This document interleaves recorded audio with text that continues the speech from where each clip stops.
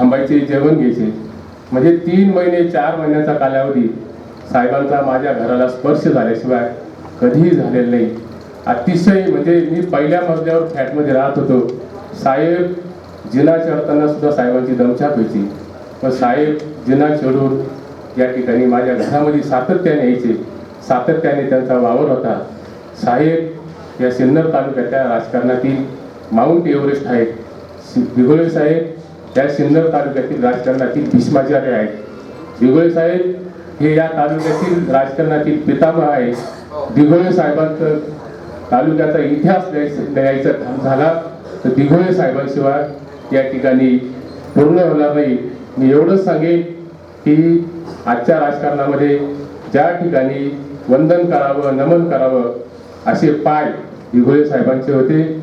आणि ह्या अशा दूरदृष्टीच्या नेतृत्वाला, पाणीदार नेतृत्वाला मी राष्ट्रवादी काँग्रेस पक्षाच्या वतीने या ठिकाणी मनापासून विनम्रतापूर्वक अभिवादन करतो.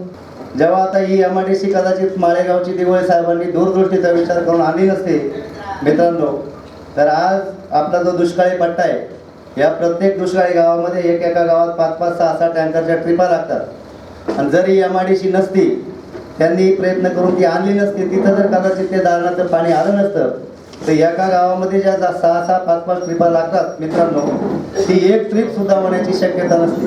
म्हणजे एक बाळासाहेब वाघ इथं बसलेले सभापती झालेले, एका गावात त्यांना माझी 6-6 ट्रिपा लागायच्या बाळासाहेब. आणि एक ट्रिप जर समजा माळेगाव MIDCला ते पाणीच नसतं तर ते पाणी आणायला दारणाला जावं लागलं असतं आणि एका गावात एक ट्रिप सुद्धा झाली नसती. म्हणजे इतकी दूरदृष्टी ठेवून माळेगाव औद्योगिक वसाहत आणली, तरुणांना रोजगार दिला आणि मोठमोठ्या याच्यात संपर्कात इतक्यापर्यंत त्यांनी काम केलं. आता साधारणपणे 1-1.5 महिन्याच्या पूर्वी त्यांची माझी भेट झाली. त्यांना म्हटलं साहेब भेटायचं आहे. सहज ते सिन्नरला भेटले तर उत्तमराव बोडके सगळे बसलेले. सहज सिन्नरच्या राजकारणावर शेवटची चर्चा मला वाटतं या फॉर्म भरायच्या अगोदर 10-15 दिवस आमची जी 9 झाली. अभिजित दिघोळे पण होते, उत्तमराव होते, 10-20 लोक तिथं बसलेले होते. त्यांनी मला विचारलं म्हणजे संयम असा आहे का, कोण किती वयाचा आहे, किती काय आहे, त्याच्याकडे समजूतदारपणा किती काय आहे, सगळी परिस्थिती ऐकून घेतली. परंतु या माणसानं कुठल्याही प्रकारचा जातीपातीचा विचार न करता शेवटपर्यंत शरद पवार साहेबांना श्रद्धा ठेवली. वेगळ्या पक्षात काही काळानंतर ते गेले, परंतु आताही मागच्या फॉर्म भरायच्या अगोदर त्यांना विचारलं. त्यांनी सांगितले पवार साहेबांची सीट येतील. म्हटलं साहेब तुम्ही काय विचार करताय, अभिजित दिघोळेंचा विचार करताय का, सहज विचारलं. त्यांनी सांगितलं राष्ट्रवादीचं तिकीट असलं तर या गोष्टीचा मी विचार करेन. म्हणजे दूरदृष्टीचा नेता आज आपल्यातून गेला. आणि महाराष्ट्रात वास्तविक सगळ्या लोकांची, तालुक्याची, जिल्ह्याची यामध्ये हानी झाली, पण प्रकर्षानं वंजारी समाजाची इतकी मोठी हानी यामध्ये झाली का आता असा नेता तयार होण्यासाठी पुढील कमीत कमी 50 वर्ष या तालुक्याला, जिल्ह्याला लागतील. गोपीनाथ मुंडे साहेबांनंतर आदरणीय दिघोळे साहेबांचं नाव घेतलं जायचं. पण या दोघांची जर सांगड घातली तर कधी कधी असं होतं का त्या व्यक्तीमुळं त्या पदाला प्रतिष्ठा प्राप्त होते, तर कधी कधी त्या व्यक्तीला त्या राजकीय पक्षामुळं प्रतिष्ठा प्राप्त होते. आणि म्हणून दिघोळे साहेब यांच्यामुळे सिन्नर तालुक्याची प्रतिष्ठा ही वाढली, ती प्राप्त झाली असं या ठिकाणी नमूद करावं लागेल. दिघोळे साहेब एक संयमी नेता. नामदेवरावांनी सांगितलं का प्रत्येकाचं गाणं ते ऐकून घेणार, जेवढा तोडगा काढता येईल तेवढा तोडगा काढण्याचा ते प्रयत्न करणार आणि निश्चितपणे त्याला न्याय देण्याची भूमिका ही दिघोळे साहेबांनी घेतलेली होती. सांगायला हरकत नाही, मी भारतीय जनता पार्टीचं काम करतो आणि नामदेवराव आणि माझी मैत्री, 3 तारखेला माझा वाढदिवस असतो. पहिला फोन नामदेवरावाचा येतो आणि नंतर साधारणतः 5-6च्या वेळी नामदेवरावाने मला फोन केला, दिघोळे साहेब तुमच्या घरी येत आहे. आता काही एवढा मोठा वाढदिवस वगैरे काही प्रकार नसतो. मी म्हणलं नामदेवराव तुम्ही हे काय केलं, नाही म्हणे साहेब येऊ राहिले. आणि अक्षरशः या ठिकाणी घरी आले. त्यावेळेस ते मंत्री होते. मला इतकं गैरवरून आलं आणि इतकं म्हणजे खूप चांगलं वाटलं. आणि मग त्यांचं ते जे त्याचं वागणं असायचं, डोक्यावरून हात फिरवणं, पाठीवरून हात फिरवणं, जवळ घेणं, खरोखरच त्यामुळे माणूस भारावून जातो आणि काम करण्याची निश्चितपणे प्रेरणा मिळते. असे दिघोळे साहेब या ठिकाणी आपल्यातून गेलेले. मी भारतीय जनता पार्टी आणि शेठ बनासारडा विद्यालय या दोघांच्या वतीने त्यांना भावपूर्ण श्रद्धांजली अर्पण करतो. दिघोळे साहेबांचं उचित असं स्मारक मोतीकाकांनी सूचना आणली ते व्हावं आणि एक नम्र विनंती करतो या निमित्तानं, या तालुक्यातला लागलेला जातीयवाद जो तुमच्या रोमारोमात नसानसात तुमच्या माझ्या प्रत्येकात जो भिडलेला आहे, महाराष्ट्रात कुठलाच नसेल असा मतदारसंघ ज्याचं जन्मभूमी तुमची माझी आहे. गणेश नाना गेले आणि दिवळे साहेब गेले. खरंच असं वाटतं की आपण किती वेडेपणा करतो, कितीतरी जातीच्या या अहंकारामध्ये आपण जवळ जीवाभावाचे मित्र गमावतो. दिवळे साहेबांना भावपूर्ण आदरांजली अर्पण करतो आणि सर्वांना एक विनंती करतो की मनोमनी आपण शपथ घ्या की मी सार्वजनिक जीवनात जात फक्त लग्नामध्ये असते, बाकी लग्न काही जातीचा काही संबंध येत नाही. सर्वांनी मनोमनी ही श्रद्धांजली घ्यावी. खऱ्या अर्थानं नानांना आणि दिवळे साहेबांना जर श्रद्धांजली अर्पण करायची असेल तर तुम्ही आम्ही जातीचं हे शृंखला मोडून काढली पाहिजे. आपल्या भावपूर्ण आदरांजली अर्पण करतो आणि थांबतो. जे नेते होते भाजप शिवसेनेचे, त्या सगळ्यांनी या माणसामध्ये हेरलं होतं आणि म्हणून त्यांना मंत्रिपद दिलं होतं. परंतु भाऊसाहेब शिंदेला मोठेपणा द्यायचं हा एक त्यांचा मनाचा फार मोठा मोठेपणा होता. तो अनेक वेळेस त्यांच्या बरोबर जाण्याचा फिरण्याचा प्रसंग आला, मंत्रालयामध्ये फिरण्याचा. का हातामध्ये फायली, मंत्री असताना सुद्धा कॅबिनेट मंत्र्याच्या स्वतः हातामध्ये फायली घेऊन हा माणूस तार तार तार तार इतका झपझप चालायचा त्या मंत्रालयामध्ये. आपण मागं पडायचो. इतकं ह्या तालुक्याच्या कामामध्ये स्वतः व्यक्तिगत काम असं काही असो, हा माणूस स्वतः त्या कॅबिनेट मंत्र्यांकडे स्वतः फायली घेऊन स्वतः फिरायचा. एक झपाटून गेलेला मनुष्य होता. अतिशय जवळून बघितलं त्यांचं काम करण्याची, त्यांचं सगळं. आणि म्हणून असं हे नेतृत्व आज आपल्यातून गेलेलं आहे. फार दुःख वाटतंय त्यांच्या जाण्यामुळं. माझ्या व्यक्तिगत कुटुंबाला सुद्धा खूप मोठं दुःख झालेलं आहे. मित्र, मी माझ्या व्यक्तिगत कुटुंबाच्या वतीनं, नाशिक जिल्हा भारतीय जनता पार्टीच्या वतीनं त्यांना भावपूर्ण श्रद्धांजली अर्पण करतो. परमेश्वर त्यांच्या आत्म्याला चिरशांती देवो अशी परमेश्वराकडे प्रार्थना करतो. आणि म्हणून तुका म्हणे एका मरणीची सरे उत्तमची उरे कीर्ती मागी, ही कीर्ती त्यांची अजरामर राहणार आहे, अजरामर राहणार आहे. दिगोळे साहेब हे अजरामर राहणार आहे. धन्यवाद. माझा संबंध त्यांच्याशी 90 सालानंतर आलेला आहे. परंतु एक संयमी, सुसंस्कृत आणि जिव्हाळा हे जे शब्द एखाद्या नेत्याला न शोभणारे आजच्या, ते शब्द त्यांच्याकडे होते आणि तितकं प्रेम ते त्या एखाद्या कार्यकर्त्यावर करायचे हे मला आणि माझ्या सगळ्या अनेक आणि असंख्य कार्यकर्त्यांना सिन्नर तालुक्याच्या अनुभव आलेला आहे. इतका संयमी, इतकं शांतपणे आपल्या डोक्यावरून हात फिरवून आपल्याला इतकं गैरवरून येणार का साहेब आल्यानंतर आपली राग जरी असला, साहेबांना एखादं काम नसेल सांगितलं, आपण ते भेटले नसेल आपल्याला, आणि त्यावेळेस आपल्याला असं वाटत आता साहेब भेटले का आपण त्यांना काहीतरी बोलावं, तर आपण त्यांच्या समोर गेल्यानंतर आपल्याला असं राग जरी आलेला असेल तर ते जेव्हा आपल्या डोक्यावर हात ठेवायचे तेव्हा आपला राग आपोआपच कमी झालेला राहायचा. आणि साहेब म्हणे, का रे बाळ, का आज भेटला नाही, का भेटला, का सांगितलं नाही काम, बरं ठीक आहे आपण, मग ते आपला राग शांत होऊन जायचा आणि साहेब त्या संयमाने आपल्याला शांतपणाने समजून सांगायचे. खरं तर त्यांच्याबद्दल सांगण्यासारखं खूप आहे. अनेक जणांनी खूपच गोष्टी सांगितलेल्या आहे. मागच्या महिन्यामध्ये किंवा 2 महिन्यापूर्वी एक व्हेन नाईकच्या निवडणुकीच्या निमित्ताने जवळपास 2-3 तास माझ्या घरी बसून होते. जास्त चालता येत नव्हतं आणि मी तर आता वर राहायला गेल्यामुळं त्यांना वर पण येता येत नाही. तर म्हणे कसं यायचं, म्हटलं साहेब मी लिफ्ट बसवलेली आहे कारण आईला आणि बाबांनाही त्रास होतो माझ्या. बरं ठीक आहे मी येतो. आले आणि 2-3 तास बसले, तिथेच बसले, तिथूनच सगळ्यांशी संवाद साधला. पण आजही इतका संयम असणारा माणूस आणि इतकं संयमी लोकांशी मी जे लोक बोलवले त्यांच्याशी बोलले आणि त्यांना एक आपुलकीने त्यांच्या घरची चौकशी केली. मुळामध्ये घरची चौकशी करणारे नेतेच आता राहिलेले नाही. घरातली तुमच्या कुटुंबाची चौकशी करणारे नेते मला आढळून येत नाही आणि तुमच्यावर माया करणारा नेताही आढळून येत नाही. कुठेही कधीही न चिडलेला माणूस राजकारणातला मी जर बघितला असेल तर फक्त दिवळे साहेब. मी त्यांना माझ्या कुटुंबाच्या वतीने आणि माझ्या वतीने तसेच सिन्नरकरांच्या वतीने भावपूर्ण श्रद्धांजली वाहतो आणि थांबतो. इथे सांगायला आनंद होईल की जेव्हा सभापती करण्यासाठी जेव्हा चुरस सुरू झाली, मला माहीत सुद्धा नव्हतं इथं आत्ता तर इतका घोडे बाजार चालतो, पण साहेबांनी मला डायरेक्ट सांगितलं की तुम्हाला सभापती पद घ्यायचंय, महिला बाल कल्याण सभापती मिळणार आहे. मला काही माहित नाही, कुणाला जुळवाजुळव करायचं माहित नाही, मला कुणाला फोन करायची सुद्धा वेळ आली नाही, माझ्या घरच्यांनाही कुणाला फोन करायची वेळ आली नाही, कुणाची मनधरणी करायची वेळ नाही आली. आणि अशा पद्धतीने असा नेता कधीही होणार नाही की मला कुठल्या 1 रुपयाची सुद्धा मला कुठे कुणाला द्यायची वेळ आली नाही, हे ह्या वेळेस उघड सांगायची वेळ आहे. आणि अशा नेत्याचं ह्या वेळेस ओहापोह हा झालाच पाहिजे. अशा पद्धतीने त्यांनी कुठल्या गोष्टीत मी जरी काही तक्रार करायला गेली असेल तर आधी डोक्यावर हात ठेवायचे, शांत बसायचं, आपण बघत राहायचं, आपल्याला जे योग्य वाटतंय ना ते आपण करायचं. झडपीला सुद्धा मला कित्येक वेळेस चांगले चांगले सल्ले त्यांनी दिले असेल. नाशिक कारखान्याला जेव्हा मी निवडून गेली तेव्हाही तसंच. व्हाईस चेअरमन पदाची निवड लागली, व्हाईस चेअरमनही मला केलं, तरी मला माहिती नाही की मी व्हाईस चेअरमन होणार आहे, हे सुद्धा मला माहिती नव्हतं. मी प्रत्येक गोष्टीमध्ये माझा नाचच पाडा असायचा. नाही साहेब मला हे पेलवणार नाही, प्रॅक्टिसमुळे मला हे जमणार नाही. साहेब कधीही ऐकायचे नाही.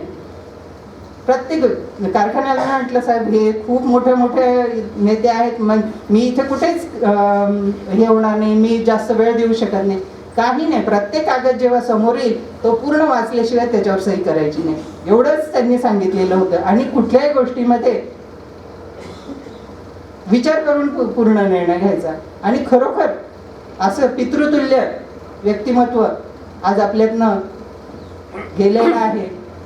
खरोखर फार वाईट वाटतं. मी माझ्या कुटुंबियांतर्फे माझ्या जिजामाता महिला नागरी पतसंस्थेच्या वतीने साहेबांना भावपूर्ण श्रद्धांजली वाटते. गडाखांची कारकीर्द अगोदरची म्हणून ते अगोदर गेले आणि दिघोळ्यांची कारकीर्द नंतरची, हा सुद्धा त्यांचा समंजसपणाच आहे म्हणावं लागेल.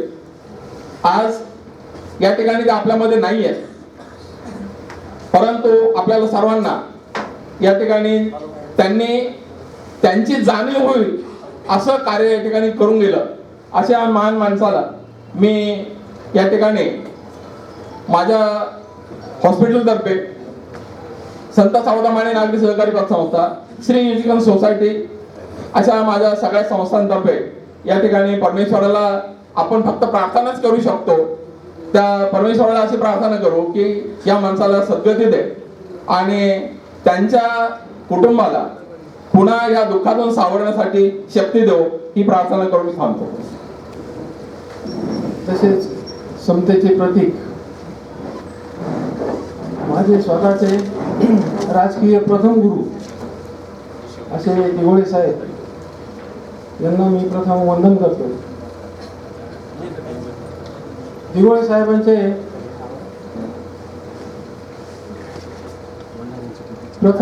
दिघोळे साहेब हे माझे प्रथम राजकीय पुरुष जरी असले पण त्यांची शिकवण होती राजकारणापेक्षा तुम्ही समाजकारणाला जास्त महत्त्व द्या. अशा या त्यांच्या शाळेतील आम्ही 5-6 विद्यार्थी, त्यांचे म्हणजे एक प्रभाकर दादा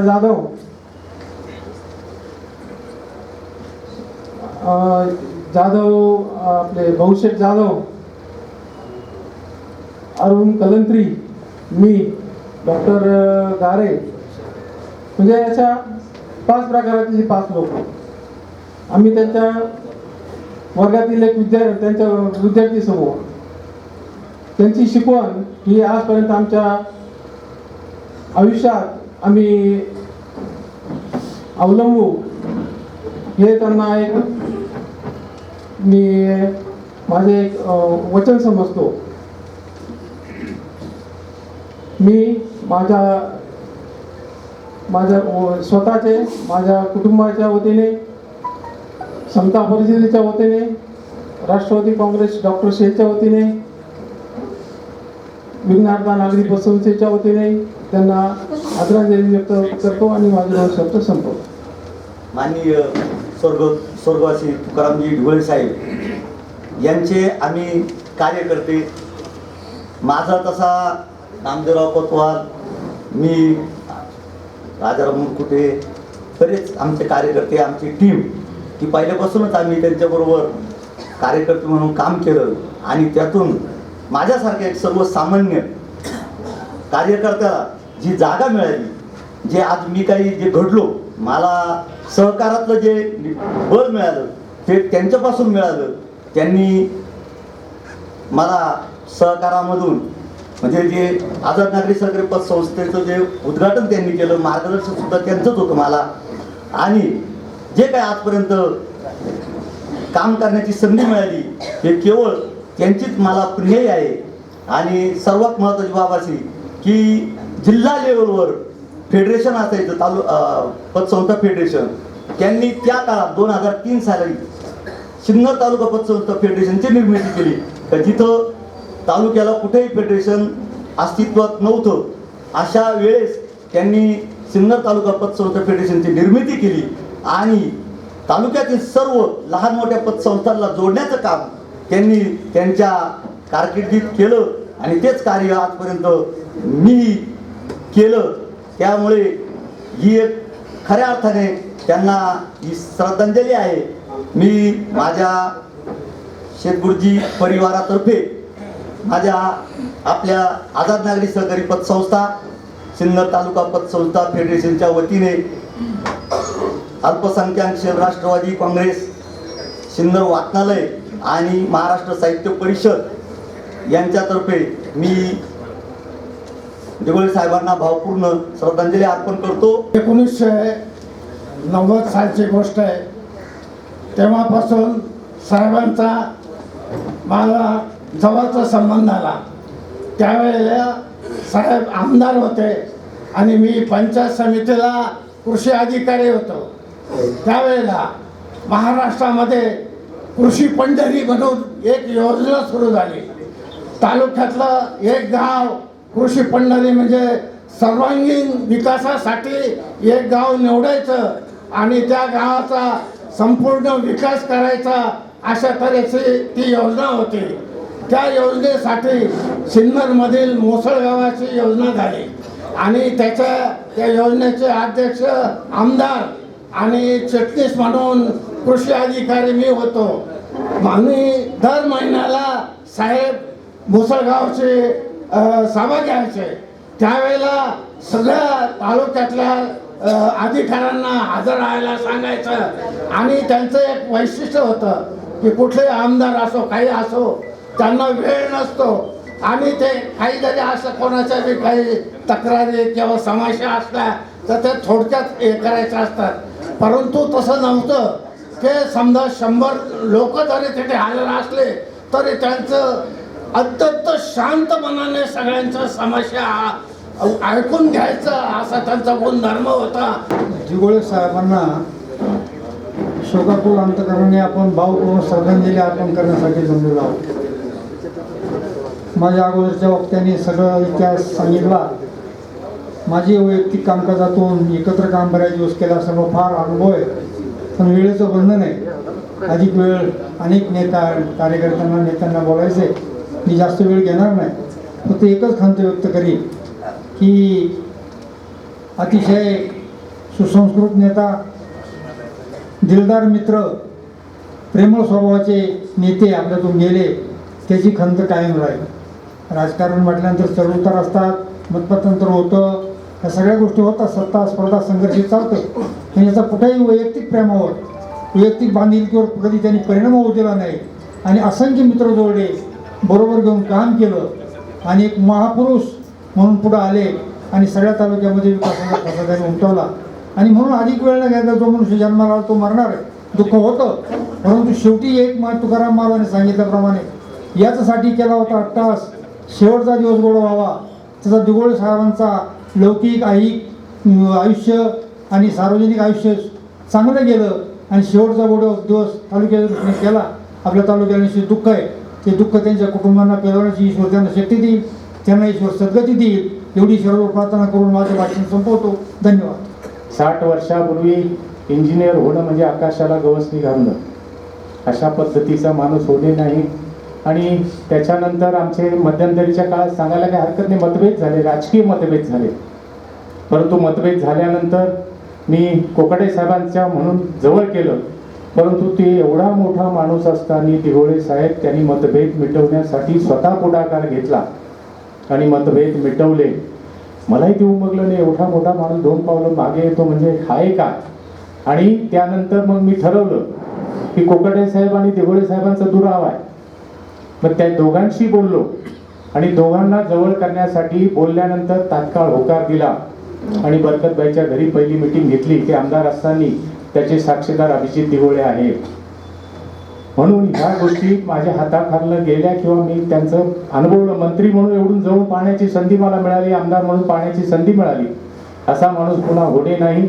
आमच्या परिसरामध्ये आमच्या गोदावरीला आणि शाळेला फार मोठी पोकळी निर्माण झाली. हक्काचा माणूस म्हणून आम्ही केव्हाही अपरात्री फोन करायचो आणि ते धावून यायचे. अशा पद्धतीचा माणूस होणे नाही. आमच्या परिसरावर, तालुक्यावर आणि जिल्ह्यावर फार मोठी शोककळा पसरली आणि ती पोकळी कधी भरून निघणार नाही. त्यांच्या पवित्र अशा स्मृतीस नम्रपणे अभिवादन करून त्यांना गोदा इंडियन कृषक सेवा सहकारी संस्थेच्या वतीनं सर्व सभासदांच्या वतीनं भावपूर्ण श्रद्धांजली अर्पण करतो आणि थांबतो.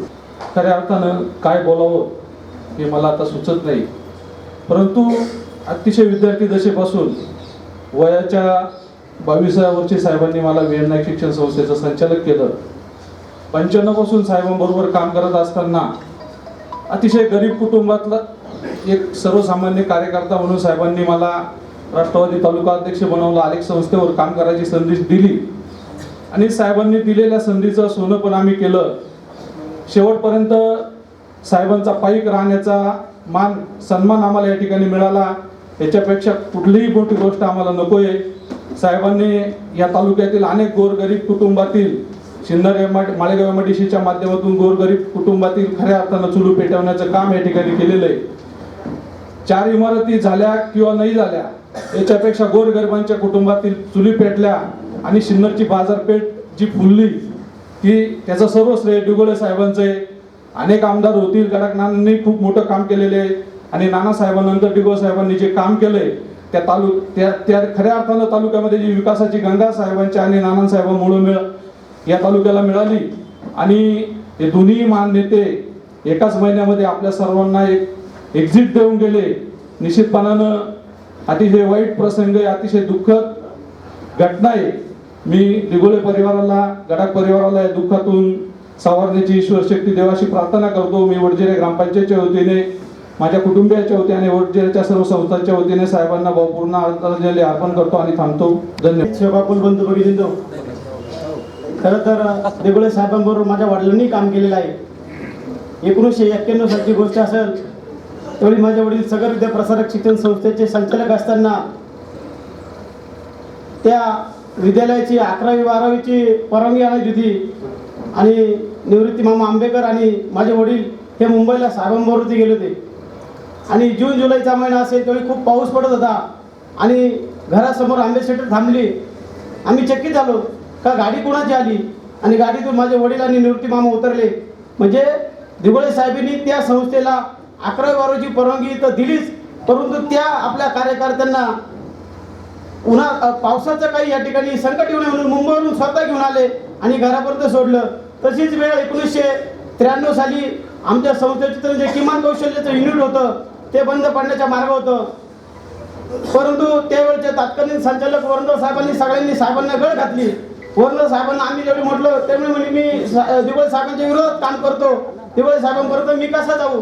परंतु आम्ही गेलो आणि साहेबांना सांगितलं की साहेब हे जर युनिट बंद पडलं तर आमच्या संस्थेचं फार मोठं नुकसान होईल.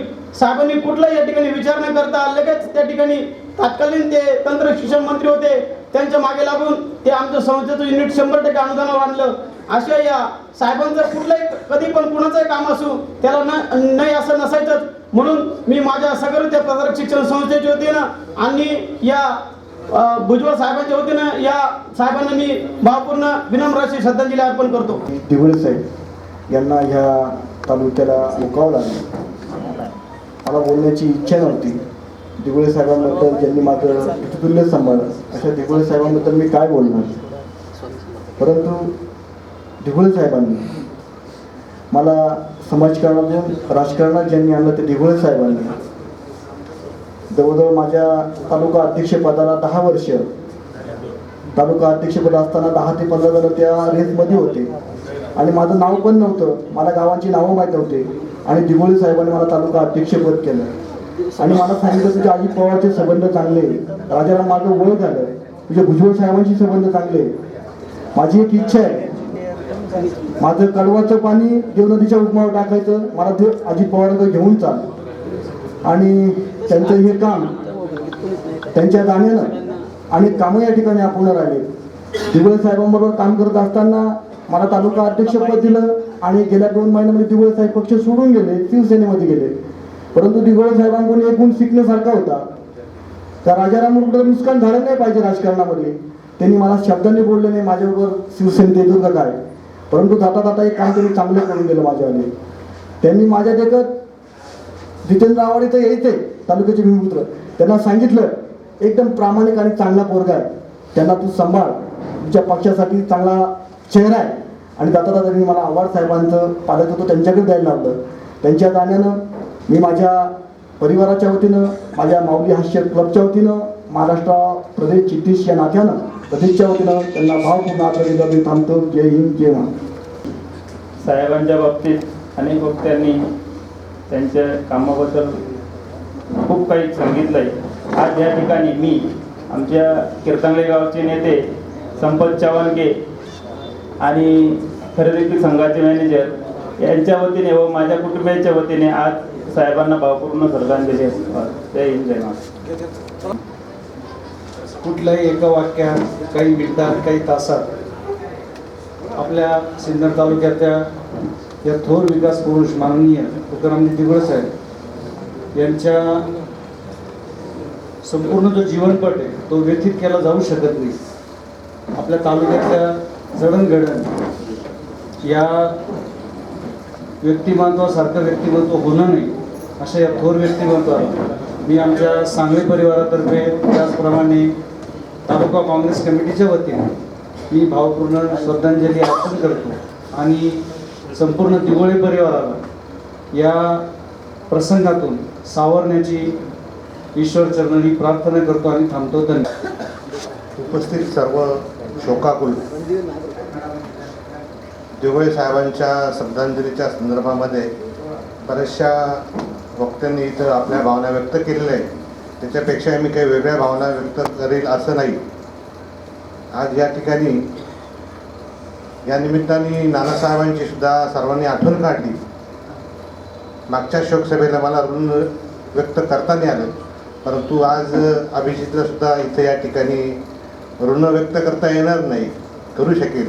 हा भाग जरी वेगळा असला परंतु नानासाहेबांची आठवण काढली, दिवळे साहेबांची सगळेजण आठवण काढतायत. या निमित्ताने मी नानासाहेबांवर तुम्ही जे काही प्रेम दाखवलं, भावना व्यक्त केल्या, मी गडाख परिवाराच्या वतीनं त्यांचं ऋणी आहे. त्याचप्रमाणे दिवळे साहेबांच्या संदर्भामध्ये या ठिकाणी जे काही सगळं ऐकलं त्याच्यापेक्षाही जास्त काही गोष्टी माझ्याकडे आहे, परंतु वेळेचा विचार करता मी आमच्या माध्यमिक लोक शिक्षण मंडळ या सर्व शाखांच्या वतीनं दिवळे साहेबांच्या दुःखात सहभागी आहे.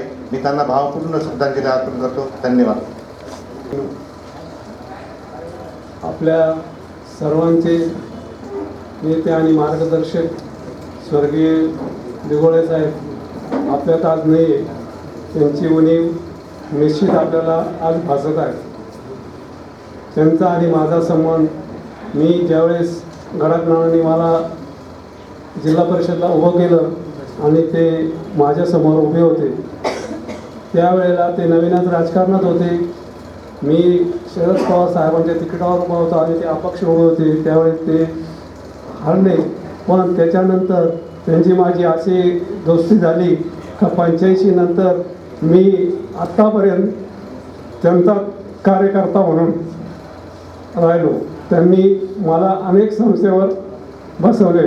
नायगाव गोदावरीचं चेअरमन केलं, तिथं त्या संस्थे शिक्षण संस्थेवर सदस्य होतो मी.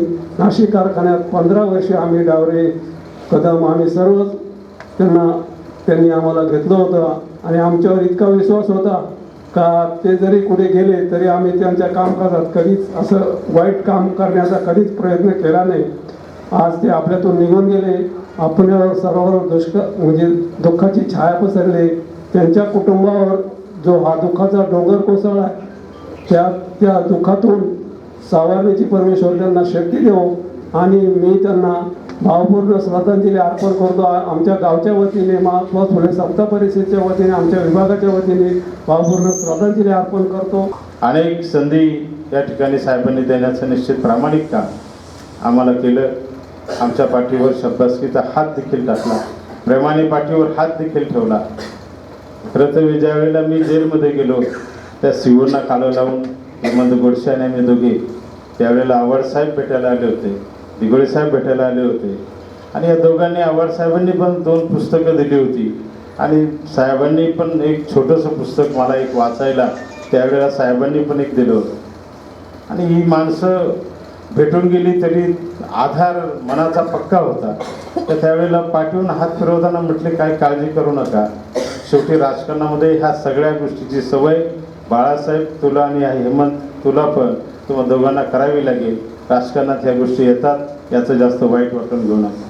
आणि म्हणून त्यावेळेला वाटलं काय हरकत नाही, म्हणजे इथं आलोय तरी कुणी ना कुणी आपल्याबरोबर आहे याचं मनात निश्चित एक आदर आमच्या दोघांच्या मनामध्ये आला. आणि म्हणून बांधवांना खरंच या मोठ्या विचाराची माणसं याचा हात आपल्या पाठीवर पडणं हे देखील आपलं निश्चित मोठं काम आहे. आणि म्हणून साहेबांच्या जाण्याचं दुःख त्यांच्या परिवारापुरतं मर्यादित नाही, कारण साहेबच मुळात एका परिवारापुरते मर्यादित नव्हते.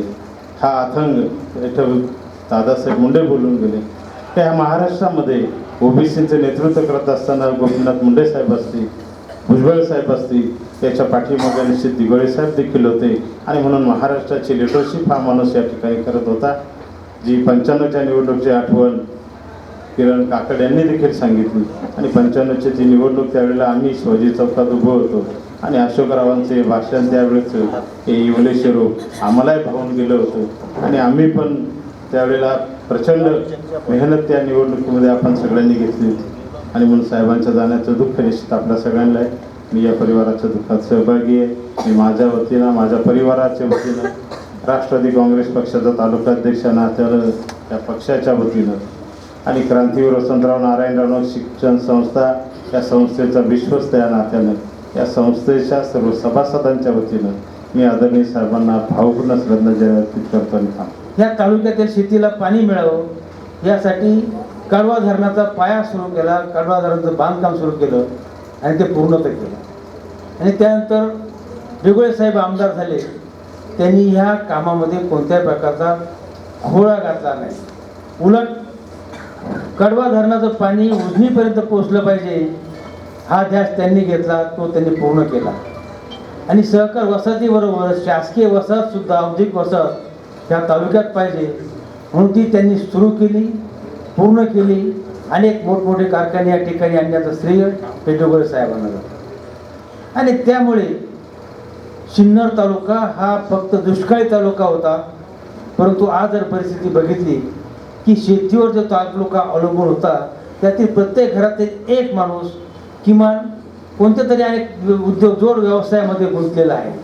त्यामुळे ह्या दुष्काळाची परिस्थिती भीषण असूनही ह्या तालुक्यातील जनतेला अगदी चांगल्या प्रकारे आपलं जीवनमान जगता येतं.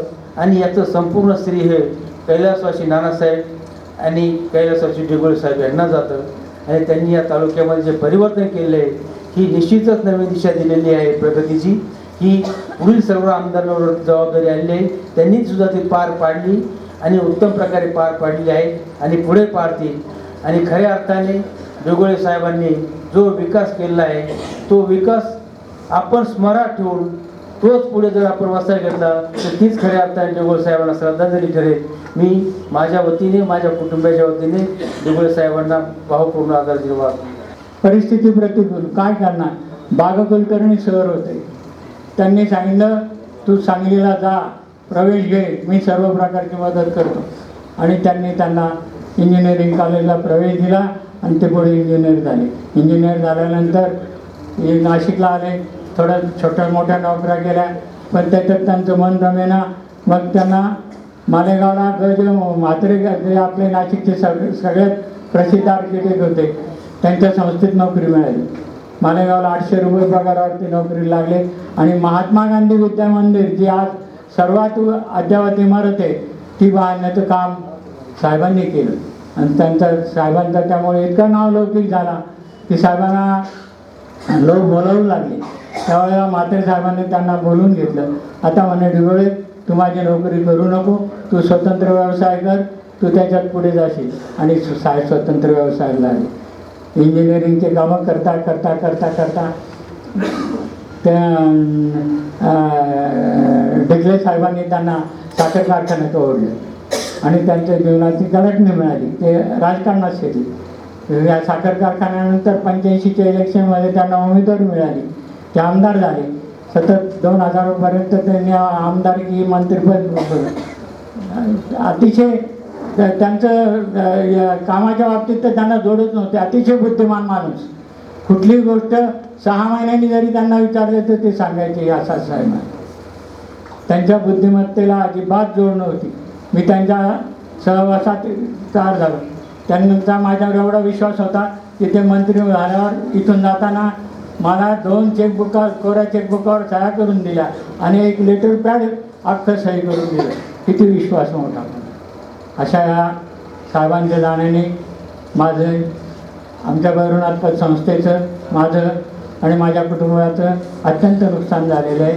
त्यांना मी भावपूर्ण श्रद्धांजली अर्पण करतो आणि माझे 2 शब्द सांगतो. स्वर्गीय दिघोळे साहेबांना या शोकसभेप्रसंगी उपस्थित सर्व शोकाकुल मान्यवर, उपस्थित शोकाकुल माता भगिनी आणि बांधवांना, स्वर्गीय दिघोळे साहेबांचं जाणं हे आपल्या सगळ्यांनाच अतिशय वेदना देणार आहे.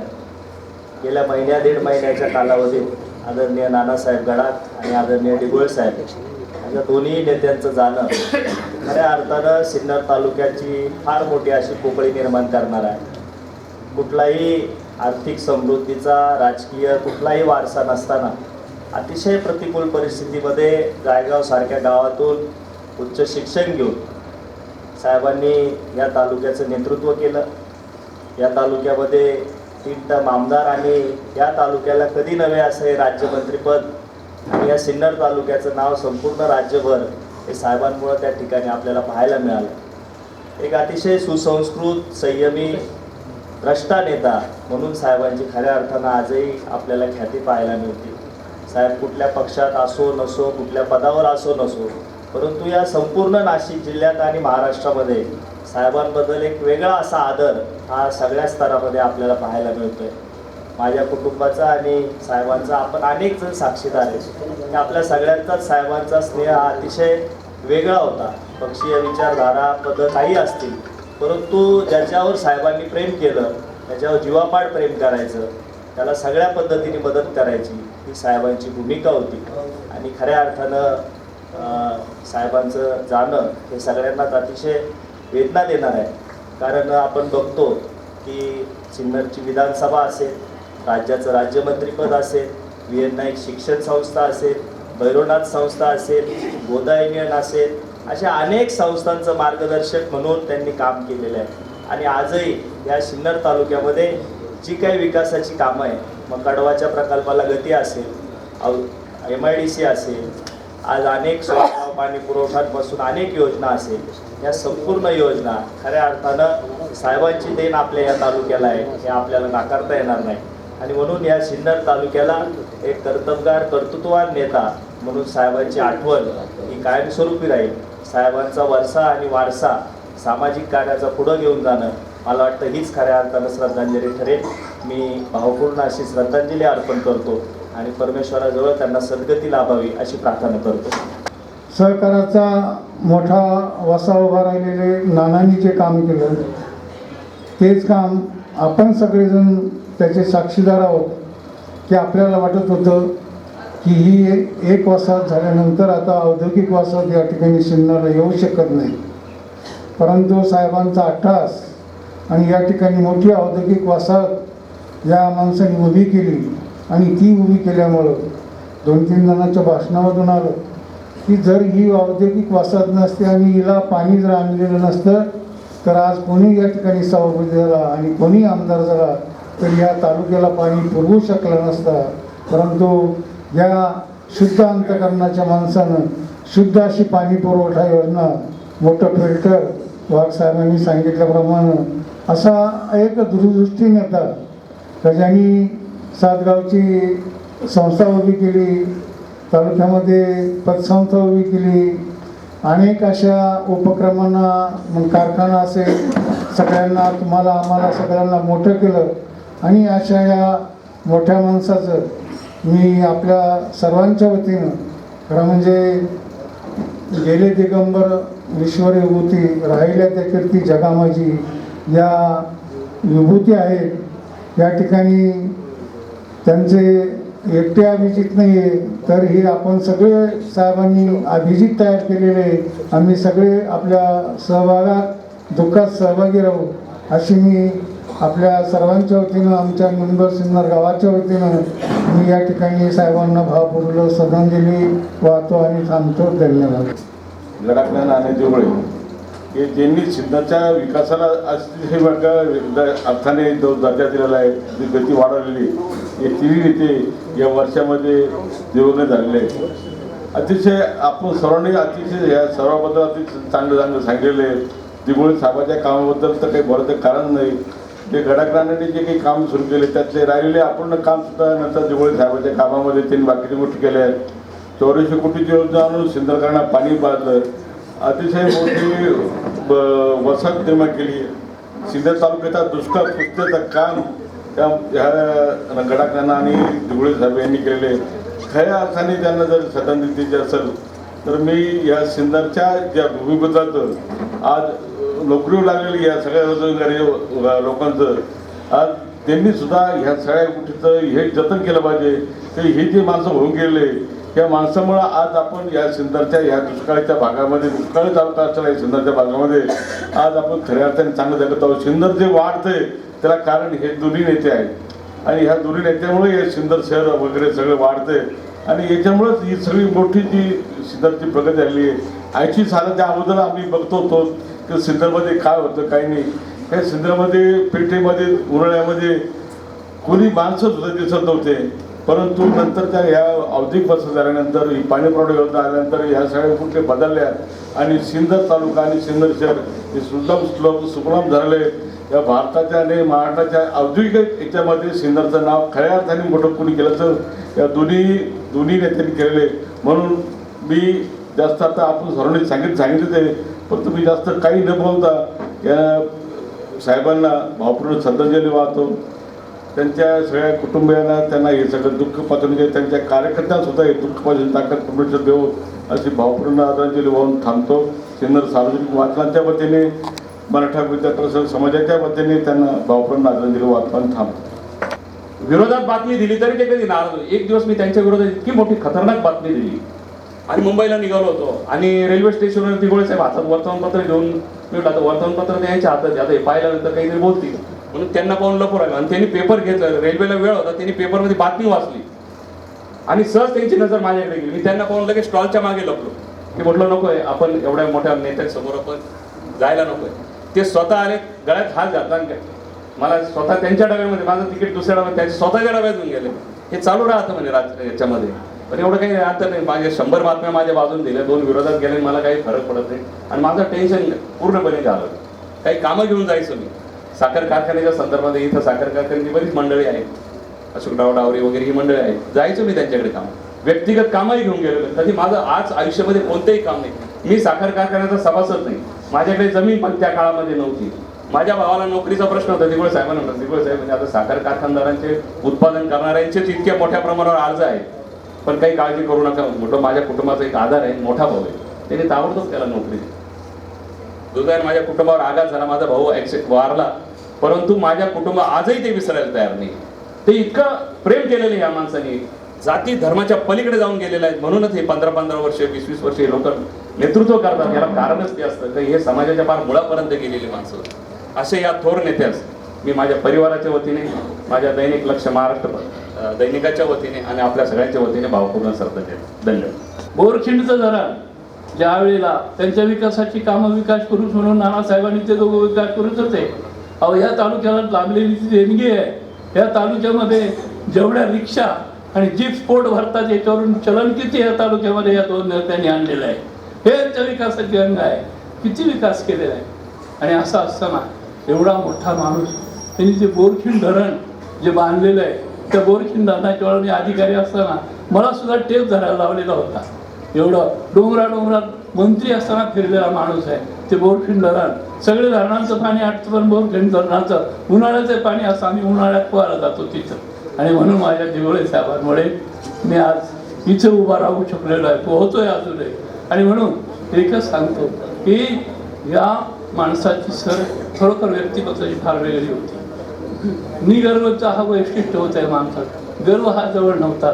त्यांची फॅमिली जी आहे, त्यांचे बंधू म्हणा, त्यांचे पुतणे म्हणा, हे माझ्या जवळचेच आहे. त्यांचे अभिजित सुद्धा जवळच आहे. त्याचे पुस्तक वाचले, साहेबांचे पुस्तक मनोभावे वाचलेले, नम्रता असलेली, निगर्वी ही फॅमिली आहे. म्हणून त्यांचाच आदर्श त्यांच्यावरती आहे. मला बराच वेळ दिला म्हणून बोललो मी भावनेपोटी. मी क्षमा मागतो, परंतु माझ्या साहेबांना निश्चितच मी आठवून जगणार आहे एवढंच सांगतो. आपल्या तालुक्याचेच नव्हे तर या जिल्ह्याचे कर्तृत्वान नेते, माजी राज्यमंत्री, आपल्या सगळ्यांची शान असे कैलासवासी आदरणीय तुकारामजी दिघोळे साहेब यांना श्रद्धांजली वाहण्यासाठी उपस्थित असलेले सर्व शोकाकुल. गेल्या 3 वर्षापासून खऱ्या अर्थाने माझे आणि साहेबांचे संपर्क झाला आणि अनेक कार्यक्रमाच्या माध्यमातून आम्ही भेटलो आणि तेव्हा खऱ्या अर्थाने माझी त्यांच्याशी ओळख झाली आणि त्यांचा स्वभाव काय हे मला समजलं. अत्यंत प्रेमळ स्वभावाचे आणि कुठेही गेले तर आपुलकीने प्रश्न विचारणारे, चौकशी करणारे असे साहेब होते.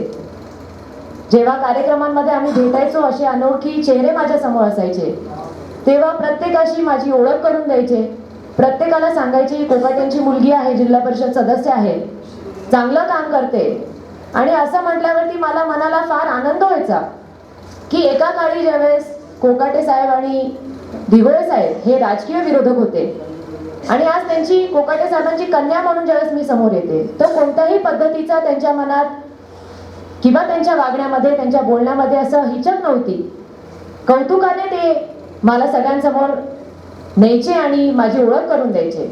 आणि म्हणून एक सकारात्मक असे राजकारणी म्हणून त्यांची ओळख माझ्या समोर झाली. अत्यंत पॉझिटिव्ह दृष्टिकोनातून त्यांनी राजकारण केलं. जसं अनेक वक्त्यांनी सांगितलं की राजकीय प्रवासामध्ये ज्यावेळेस त्यांचे पक्ष बदलले असतील त्यावेळेस कधीही कोणत्याही कार्यकर्त्यांवरती त्यांनी असा दबाव आणला नाही की आपण पक्ष बदलायला हवा किंवा माझ्याबरोबर यायला हवं. सगळ्यांना सोबत घेऊन चालले, मग तो विरोधक असो किंवा आपला माणूस असो. आणि म्हणून राजकीय असो, शैक्षणिक असो, सामाजिक असो, अशा अनेक क्षेत्रांमध्ये काम करणारे असं एक अष्टपैलू व्यक्तिमत्व हे आज आपल्यातनं गेलेलं आहे. निश्चितपणे त्यांची जी कमतरता आहे ही फक्त त्यांच्या कुटुंबियांपुरता मर्यादित नसून या तालुक्याला, या जिल्ह्याला ही नेहमीच जाणवणार आहे. कारण की समाजात असेल किंवा इतर समाजांमध्ये असेल, एक फार मोठा सिंहाचा वाटा त्यांचा प्रत्येक कार्यामध्ये राहिलेला आहे. मी माझ्या वतीने, आमदार माणिकरावजी कोकाटे साहेब यांच्या वतीने, माझ्या संपूर्ण परिवाराच्या वतीने, तसेच इथे उपस्थित असलेल्या सर्व शोकाकुल बंधू भगिनींच्या वतीने ह्या विकास पुरुषाला भावपूर्ण आदरांजली अर्पण करते आणि थांबते. धन्यवाद. कैलासवासी दिघोळे साहेब आपल्यातून जाऊन जवळजवळ 8 दिवस झाले, परंतु आजही असा विश्वास बसत नाही की साहेब आपल्यातून गेलेले. परंतु नियतीपुढे कुणाचंही काही चालत नाही. साहेब निश्चित आपल्यातून गेले हे मान्यच करावं लागेल. साहेबांच्या कार्यकर्तृत्वावर माझ्या अगोदर अनेक वक्त्यांनी या ठिकाणी त्यांच्या कार्याचा उल्लेख या ठिकाणी केलेला आहे. खरं म्हटलं तर दिघोळे साहेबांना जर बोलायचं झालं तर किती वेळ बोललं तरी संपणार नाही. आणि मला वाटतं या ठिकाणी जेवढे माणसं या ठिकाणी उपस्थित आहे त्या प्रत्येकाचा दिघोळे साहेबांशी कुठं ना कुठं काही ना काही संबंध आलेला आहे. त्याच्यामुळं साहेब काय होते, कसे होते हे आपल्या सर्वांना माहिती. साहेबांनी जे काही या तालुक्यासाठी काम केलेले ते आपण कधी विसरू शकत नाही. कडाक नाना साहेब हे जे काही आमदार आपल्याकडे होऊन गेले, मला वाटतं यांनी नुसतंच आमदार म्हणून काम नाही, हे संपूर्ण तालुक्याचा काय पालट करण्याचं काम जर कोणी केलं असेल तर ते सुरुवात नानांनी केली आणि त्याच्यावर कळस हा दिघोळे साहेबांनी चढवला असं म्हटलं तो वावगं ठरणार नाही. मित्रांनो, काय परिस्थिती होती 80 सालाच्या आधी, 75 सालाच्या आधी आपल्या तालुक्याची. आणि ही माणसं आल्यानंतर जी काही आपल्या तालुक्यामध्ये विकासाची गंगा यांनी या ठिकाणी आणली आणि मला वाटतं आपल्या तालुक्यातला प्रत्येक माणूस जर सुखी झाला असेल तर त्याच्या पाठीमागं या दोन्ही महान नेत्याचा फार मोठा सहभाग आहे असं म्हटलं तर वावगं ठरणार। योगायोगानं साहेबांबरोबर मला वीर नाईक संस्थेमध्ये 25 वर्ष मी त्या ठिकाणी काम करत असताना 15 वर्ष त्यांच्याबरोबर काम करण्याचा योग आला।